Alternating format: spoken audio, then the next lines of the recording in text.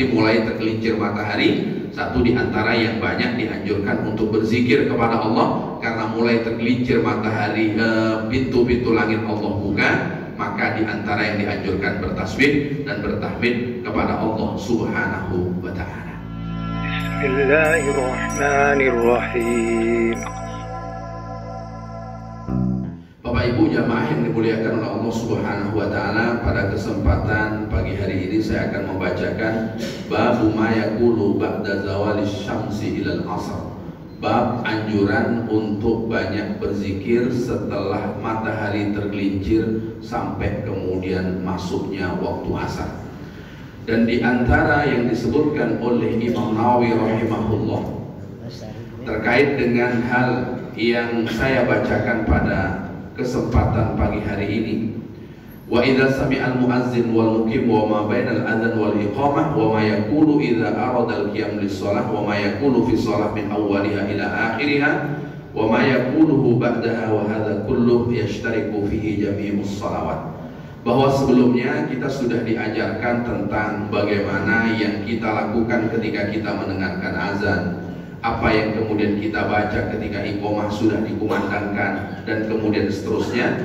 Begitu juga di dalam hal-hal yang lain kita tetap dianjurkan untuk memperbanyak berzikir kepada Allah Subhanahu wa ta'ala, di antaranya ba'daz zawal. Ba'daz zawal itu setelah matahari tergelincir. Kalau setelah matahari tergelincir berarti mulai masuknya waktu yang disebut dengan waktu zuhur. Dari mana kemudian kita tahu bahwa dianjurkan untuk memperbanyak berzikir? Di antaranya hadis yang didokumentasikan oleh Imam Tirmidzi dari Abdullah bin Sa'ib radhiyallahu an, Rasulullah sallallahu alaihi wasallam melakukan kana yusalli arba'an ba'da an tazula syams qabla zuhur. Rasulullah sallallahu alaihi wasallam biasa melaksanakan sholat 4 rakaat dengan 2 kali salam sebelum melaksanakan sholat zuhur. Kenapa sholat qobliyah zuhur di antara sholat yang jumlah rakaatnya banyak dibanding sholat-sholat yang lain? Yang banyak itu kan qobliyah zuhur dengan qobliyah asar. Qobliyah asar ada 4 rakaat 2 kali salam, qobliyah zuhur juga ada 4 rakaat 2 kali salam. Rasulullah sallallahu alaihi wasallam menjelaskan innaha sa'atun tuftahu fiha abwabus sama, bahwa ketika sudah mulai tergelincir matahari, Allah Subhanahu wa ta'ala buka pintu-pintu langit. Jadi karena dibukanya pintu-pintu langit, maka Rasulullah sallallahu alaihi wasallam dalam cara mengingatnya kepada Allah Subhanahu wa ta'ala, beliau perbanyak. Sehingga sholat sunnah qobliyah zuhur itu ada 4 rakaat. Yang muakkadah di dalam sholat, sebagian riwayat ada yang mengatakan 12, sebagian riwayat ada yang mengatakan 10. Yang mengatakan 12 berarti yang masuk dalam kategori muakkadah, yang dianjurkan lebih dibanding yang lain adalah qobliyah zuhur. Jadi qobliyah zuhur 4, 2 rakaat 2 rakaat itu nilainya sama dengan qobliyah subuh terkait dengan hukum muakkadahnya. Jadi kan ada 12 itu ada qobliyah subuh, lalu kemudian ada qobliyah zuhur 4, berarti 2 ditambah 4 sudah 6. Ada ba'diyah zuhur 2, berarti sudah 8. Ada kemudian ba'diyah maghrib 2, dan kemudian ditambah ba'diyah isya 2. Itu yang mengatakan 12. Tapi kalau yang mengatakan 10, maka qobliyah zuhur cuma dihitung 2. Jadi atas dasar bahwa ketika sudah matahari zawal, pintu-pintu langit Allah Subhanahu wa ta'ala buka, kata Rasulullah, fa uhibbu ayyas'adali fiha amalun shalih, maka aku senang ketika pintu-pintu langit itu dibuka, diangkatlah amal, dan pada waktu diangkat amal aku sedang melakukan amal baik. Nah, itulah kenapa kemudian kita dianjurkan untuk banyak mengingat Allah Subhanahu wa ta'ala, berzikir meskipun tak ditentukan zikir yang mana, tapi amal solih yang kita lakukan mulai zawal itu diantara amal yang langsung dilaporkan kepada Allah Subhanahu wa ta'ala. Dan Rasulullah menyebutnya, aku senang untuk ketika amal dilaporkan kepada Allah, pada waktu itu aku sedang melakukan kebaikan. Maka beruntunglah bagi orang yang zuhurnya di awal waktu. Kenapa untung di awal waktu? Karena ketika pintu langit sedang dibuka, sebelum sholat zuhur itu dilaksanakan, dia sudah melakukan amal-amal solih yang lain terlebih dahulu. Ada sholat sunnah tahiyatul masjid, masih cukup. Ada sholat sunnah qobliyah, ada kemudian sholat sunnah syukrul wudhu, lalu kemudian ada sholat sunnah qobliyah zuhur. Nah, ini diantara amal-amal solih di mana Rasulullah SAW melakukannya. Wa yustahabbu kathratul azkari ba'da wazifati zuhri li umumi qawlihi wasabbih bihamdi rabbika wal 'ashyi wal ibkar. Bapak Ibu, secara umum bahwa kenapa selesai sholat zuhur itu kita banyak dianjurkan untuk berzikir. Allah Subhanahu wa taala sebutkan dalam surat Ghafir ayat yang ke-40. Dalam surat Ghafir ayat yang ke-40 Allah Subhanahu wa taala berfirman, dan bertasbihlah dengan memuji Tuhanmu bil asyyi pada waktu petang, wal ibkar dan waktu pagi. Kata Imam Nawawi, yang sudah dikategorikan masuk di waktu petang di dalam bahasa Arab adalah min zawali syamsi ila ghurubiha, sejak matahari tergelincir sampai kemudian matahari terbenam. Itu sudah masuk dalam kategori petang. Sehingga ketika sudah masuk dalam kategori petang, kita dianjurkan untuk banyak mengucapkan tasbih, memuji Allah Subhanahu wa taala. Maka Sayyidah Aisyah radhiyallahu anha menceritakan setelah turun surat yang terakhir dari Al-Qur'an. Al-Qur'an ada 114 surat. Surat yang pertama Allah Subhanahu wa taala turunkan 5 ayat dari surat Al-Alaq. Iqra bismi rabbikal ladzi khalaq, dan seterusnya. Dan surat yang terakhir Allah Subhanahu wa taala turunkan adalah surat An-Nasr.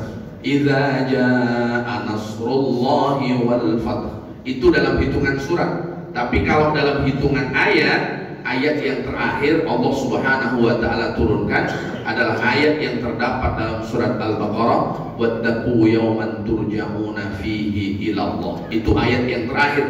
Meskipun sebagian orang mengatakan, oh ayat yang terakhir itu al-yawma akmaltu lakum dinakum. Tapi dalam kajian tafsir yang masyhur, yang sahih, ayat yang turun terakhir itu adalah wattaqu yawman turja'una fihi ila Allah. Tapi kalau dalam hitungan surat, yang terakhir Allah Subhanahu wa taala turunkan adalah surat An-Nasr yang jumlahnya 3 ayat. Idza jaa nasrullahi wal fath. Kalau kemudian muncul pertanyaan seperti yang sudah sering saya sampaikan, kalau surat An-Nasr yang turun terakhir, tentu dia diletakkan di yang terakhir. Tapi yang terakhir dalam Al-Quran justru surat An-Nas.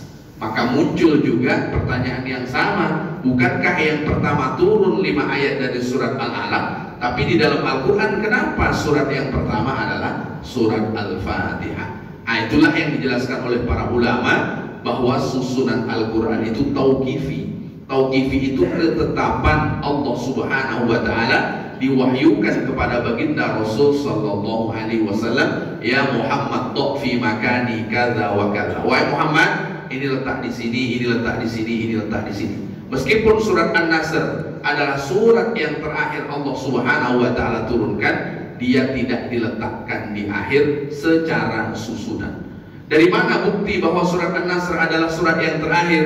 Sayyidina Abdullah bin Abbas bertanya kepada Ibnu Atabah, ya Ibnu Atabah, atadri as-surah allati nuzilat akhiran? Wahai Ibnu Atabah, apakah engkau tahu surat yang terakhir Allah Subhanahu wa taala turunkan? Kata Ibnu Atabah, idza jaa nasrullahi wal fath. Lalu kemudian kata Sayyidina Abdullah bin Abbas, shadaqta, engkau benar. Berarti surat yang terakhir Allah turunkan adalah surat An-Nasr. Sayyidah Aisyah radhiyallahu anha menceritakan, Rasulullah sallallahu alaihi wasallam setelah turun surat An-Nasr, zikir yang paling banyak beliau baca adalah tasbih, lalu kemudian tahmid, dan kemudian istighfar. Itu zikir yang paling banyak. Maka kalau di dalam ayat dalam surat Ghafir ada anjuran untuk bertasbih dengan memuji Allah, berarti menggabungkan antara tasbih dengan tahmid. Maka di antara zikir yang dibaca oleh Rasulullah SAW di luar rukuk dan sujud di dalam salat beliau, Rasulullah SAW membaca zikir yang menggabungkan antara tasbih dengan tahmid. Subhanallahil azim, subhanallah wa bihamdih. Jadi ada tasbihnya, lalu kemudian ada tahmidnya, lalu kemudian astaghfirullah wa atubu ilaih. Itu zikir yang Rasulullah banyak baca, dan pada waktu itu usia Rasulullah SAW sudah 60 tahunan. Maka kalau sudah 60 tahunan, ya meskipun tidak harus 60 tahun, tapi paling tidak usia itu menggambarkan di mana dekatnya waktu jatah yang Allah Subhanahu wa taala berikan kepada kita. Kalau sudah Allah Subhanahu wa taala gambar dekatnya waktu kita menghadap Allah Subhanahu wa taala, tak mungkin kita tidak membekali diri kalau rambu-rambu itu sudah Allah Subhanahu wa taala hadirkan. Rambu-rambu usia kan Allah Subhanahu wa taala sudah contohkan. Meskipun Bapak Ibu sudah mulai kehilangan sahabat satu persatu, yang dahulu kita tengok, saat ini kita tidak menengoknya.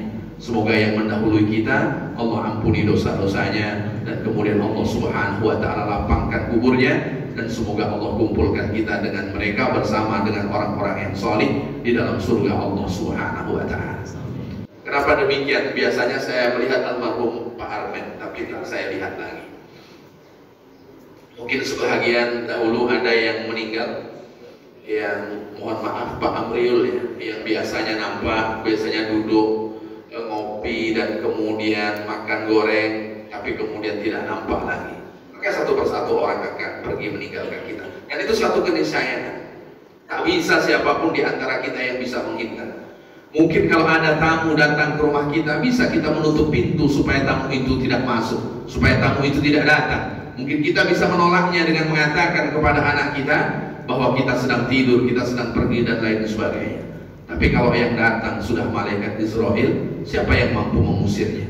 Ainama takunu yudrikumul maut. Dimanapun engkau berada, kematian pasti akan menghampirimu. Walau kuntum fi burujim musyayyada, meskipun engkau bersembunyi di sebalik tembok yang kokoh. Maka ketika jatah usia sudah Rasulullah berikan gambaran, berarti menjadi rambu-rambu dalam kehidupan kita. Ketika itu menjadi rambu-rambu dalam kehidupan kita, maka membekali diri dengan amal soleh. Di antaranya jika terkait dengan waktu zikir tasbih, mulai sejak tergelincirnya matahari sampai kemudian sebelum matahari terbenam. Maka jangan heran kalau kita tengok para sahabat.